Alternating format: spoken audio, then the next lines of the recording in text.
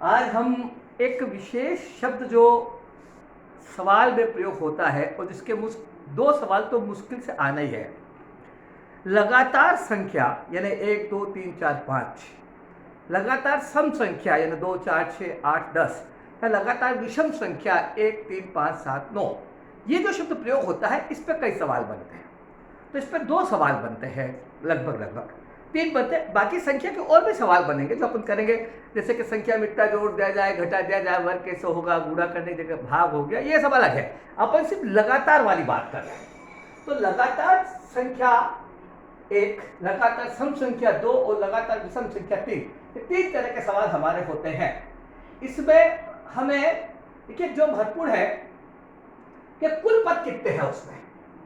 आपने बोला कि लगातार संख्या, तो उनके पद कितने बोलना पड़ेंगे कि कुल पद उसके 30 पद है, 40 पद है, 100 पद है, 200 पद है, 500 पद है, कितने लगातार कुल पद। फिर एक उनका प्रयोग होता है औसत, यानी लगातार मान लीजिए 15 संख्या है, लगातार 15 सम संख्या, तो उनका औसत दिया जाता कई बार कि उनका औसत यह है। कभी कभी दिया जाता है उनका टोटल, कि लगातार 25 विषम संख्या का टोटल 1645 है, ये इस तरह से कभी टोटल दिया जाता है। फिर जब कुल पद दिए जाते हैं तो कुल पद यानी जैसे कि 15 पद है, 16 पद है, तो दो प्रकार के पद होते हैं, या तो सम संख्या के पद होते हैं या विषम संख्या के पद होते हैं। अब सम संख्या और विषम संख्या के दोनों पद होते हैं, इसलिए दोनों को अलग अलग किया कि दोनों में सूत्र अलग अलग बनता है। अगर विषम संख्या है तो सूत्र अलग है, सम संख्या है तो सूत्र अलग है। तो कुल पद में सम संख्या या विषम संख्या होती है।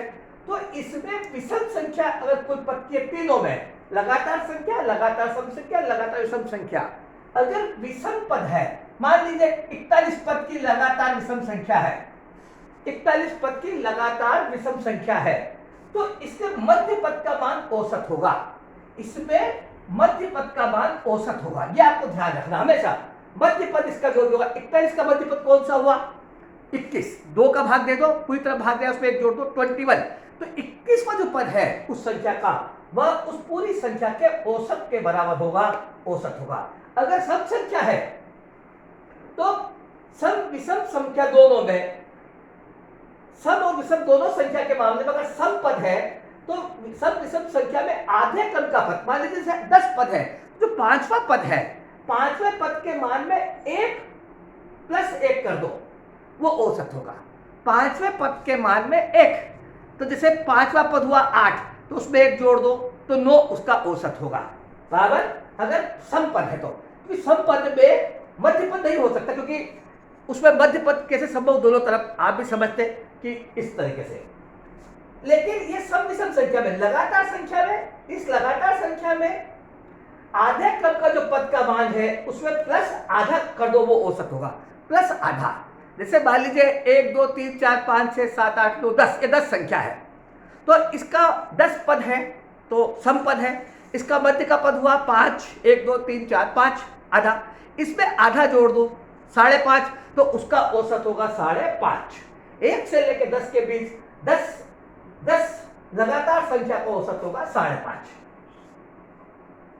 कुल पद की टोटल, कई बार हमें कुल पद की टोटल दी जाती है और संख्या के पद दिए जाते हैं कि लगातार 101 सब संख्या की टोटल इतने हजार है, तो कुल पद की टोटल में कुल पद का भाग दे देंगे तो औसत निकल जाएगा।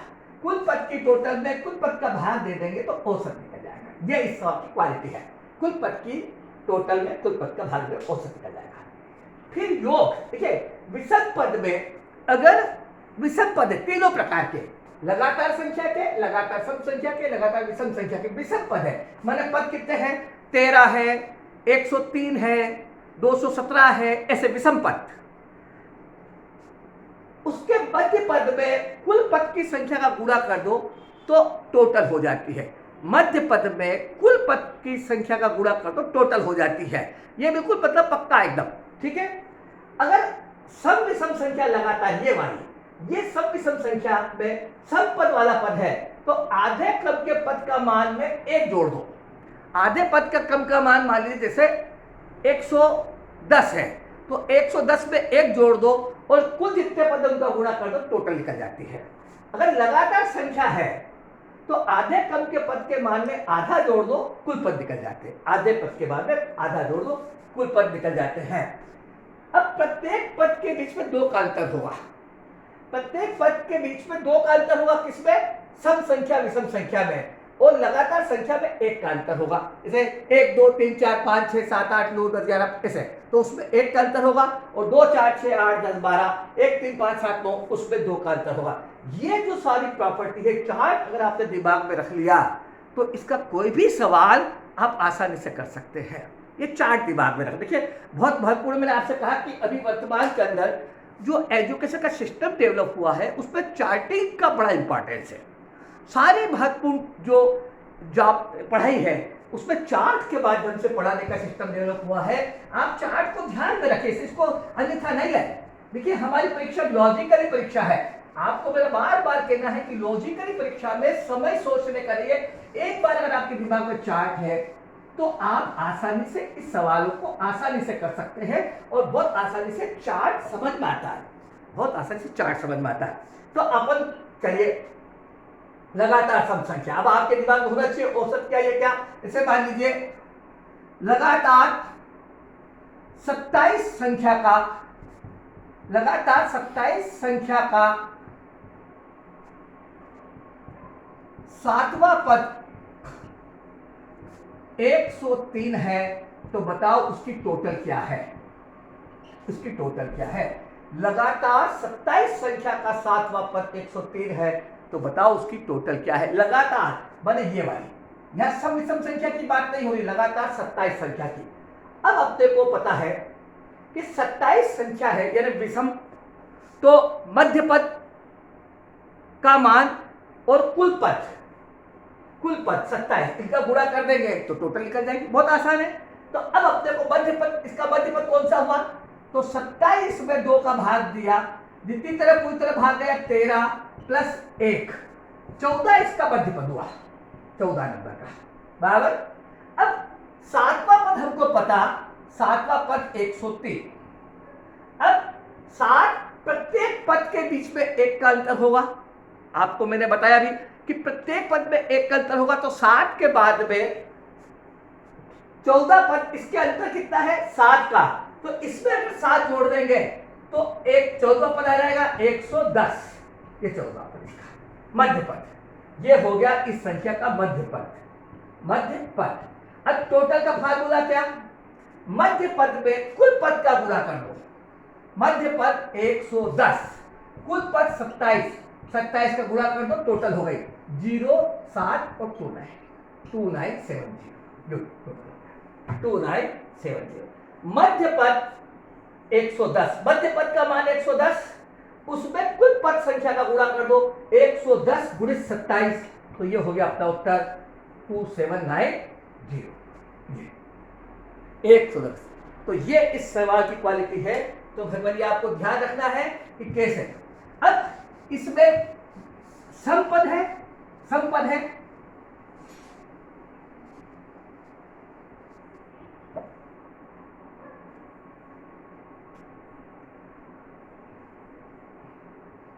एक 1015 से 1115 लगातार, 1015 से 1115 लगातार, 1015 से 1115 का टोटल क्या होगा? का टोटल क्या होगा? जनरली टोटल ही पूछते हैं और टोटल देंगे तो सवाल सरल हो जाता, फिर औसत निकाल लेते, पद निकाल लेते। 1015 से 1115 का टोटल क्या होगा? अब 1015 से 1115 के बीच में कितने पद हो गए? आप देखिए 1015 से 1114 करो, बाकी 100 पद। हाँ, ये 100 पद। तो कुल पद कैसे होते हैं? आप दोनों का अंतर निकाल लो। 1015 से 1114 का अंतर 99 प्लस 1 जोड़ दो, ये होगा कुल पद। ये होगा कुल पद। जैसे 1 से 10 के बीच में कुल पद कितने, तो इनका अंतर 9 प्लस 1 बराबर 10। ये कुल पद निकालने की टेक्निक है। दोनों संख्या को घटा दो और जो रिजल्ट आया उसमें 1 जोड़ दो, कुल पद।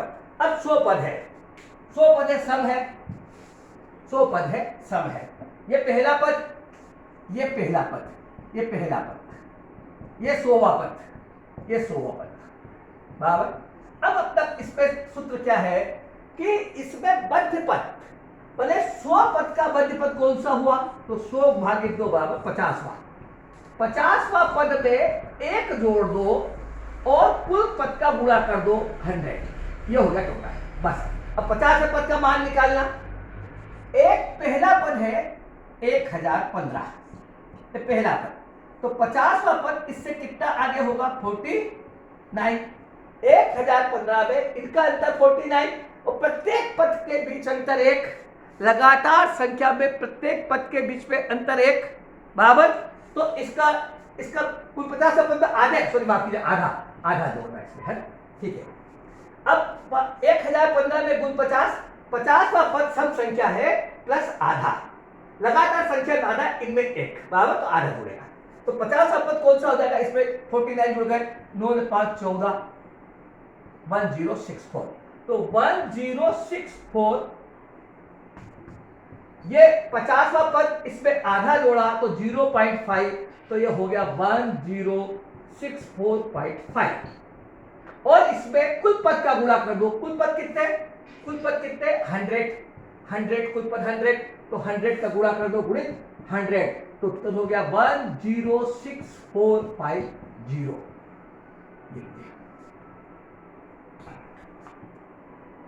106450 लगातार संख्या का ये एक सूत्र है भगवान। अब इसमें कुछ भी निकालेंगे, आप ध्यान रखिएगा जी। इसमें टोटल निकाल दिया, औसत दे दिया, सब दे दिया, तो अपन निकाल सकते हैं भगवान। हाँ, चलिए एक सवाल और कर लेते हैं। लगातार 31 संख्या का औसत लगातार 31 संख्या का औसत 107 है, तो बताओ तीसरे और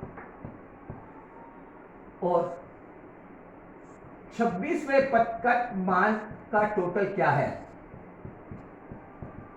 टोटल तीसरे और 26वें पद का टोटल, बराबर। 31 संख्या का औसत 107 है, तो मैंने आपसे कहा कि अगर ये विषम पद है तो औसत मध्य पद के बराबर होगा। अब इसका मध्य पद क्या, 31 पे 2 का भाग दिया, 15 प्लस 1, यानी इसका मतलब 16, ये 16वां पद है। 107 उसका 16वां पद है, 107 उसका 16वां पद है। अब आप देखिए 16वां पद 107, अब तो कौन सा पद निकाला, तीसरा, तो 16 3 में कितना अंतर, 13 का, तो प्रत्येक पद में 13 का अंतर, और 13 कम तो -13 कर दो, -13, तीसरा पद निकल जाएगा, तो ये हो गया 4 और ये 9, 94, ये हो गया तीसरा पद। और अपने को 16 पद 107, और अपने को कौन सा पद निकाला, 26वां, तो 16 से 26 का अंतर क्या, +10, तो इसमें 10 जोड़ दो, 117 प्लस 94, ये हो गया 211। इन दोनों का टोटल क्या होगा, 211। याद 117, तीसरा पद निकाल लिया, 26वां पद निकाल लिया, 117। चलिए लगातार सम संख्या। अब लगातार सम संख्या और उसका समपद दोनों सवाल। लगातार सम संख्या, लगातार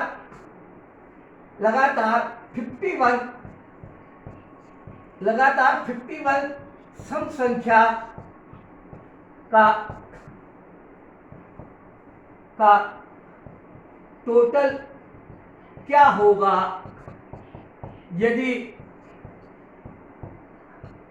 8वां पद 120 है।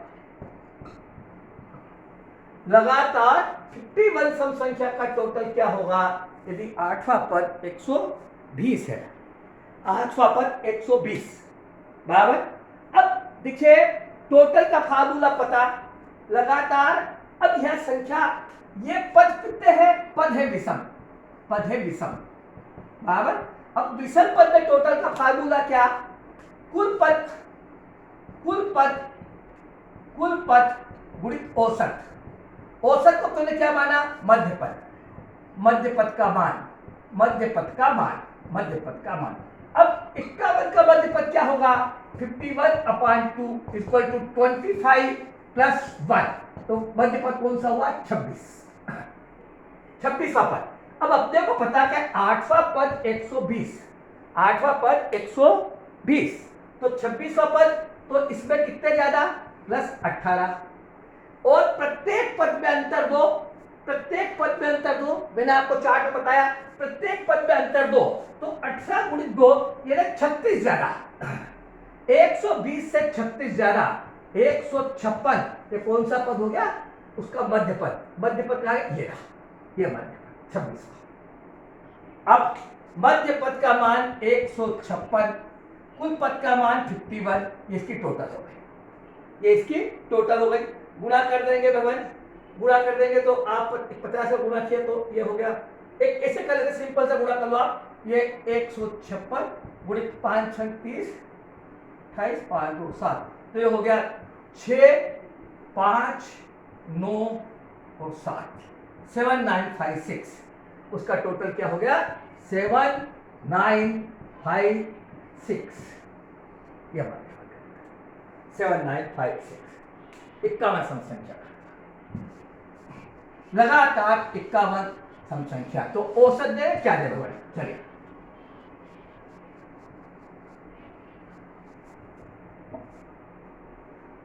लगातार 33 विषम संख्या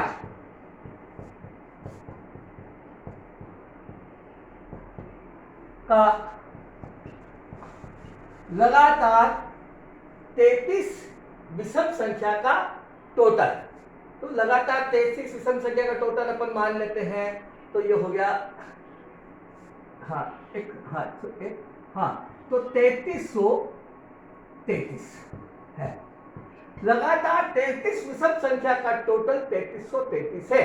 तो उसके 5वें 10वें 20वें 25वें और 30वें पद का टोटल क्या होगा? पद का टोटल देखिए, ये अच्छा मेरिट का सुपर डुपर सवाल है। 5वें 10वें 20वें 25वें और 30वें पद का टोटल क्या होगा? बराबर, क्लियर? बराबर। अब अपने को कुल पद दिए 33, टोटल दी 3333।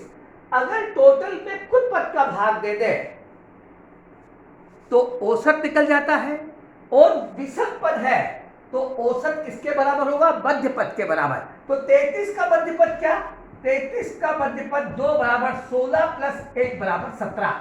अगर 3333 में 33 का भाग दे दिया जाए तो 101, ये हो गया 17वां पद, 17वां पद बराबर। अब 17वां पद बराबर 101, अपन पद निकाल लेते हैं। 10वां पद, कितना अंतर कम? 7 कम, इसमें से 7 कम किया तो 7 गुणित 2 14 कम किए, तो ये हो गया 87। कौन सा पद? 5वां। 10वां पद निकाले, माफ कीजिए 10वां पद। 5वां पद कितना हो जाएगा? कितना कम? 12 कम, तो 12 गुणित 2 24 कम कर दिया, तो ये हो गया 77, 5वां पद।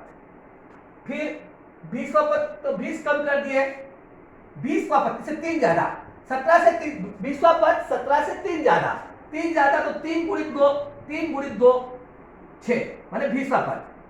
ये 20वां पद इससे 3 ज्यादा तो 3 गुणित 6, 6 जोड़ दिया 160, 160 बराबर। अब 25वां पद, इससे 8 ज्यादा, 8 ज्यादा, 8 में 2 का गुणा कर दिया 16, 16 जोड़ दिया 117। और 30वां पद 13 ज्यादा, 13 में 2 का गुणा कर दिया 13 दूना 26, 26 जोड़ दिया 127।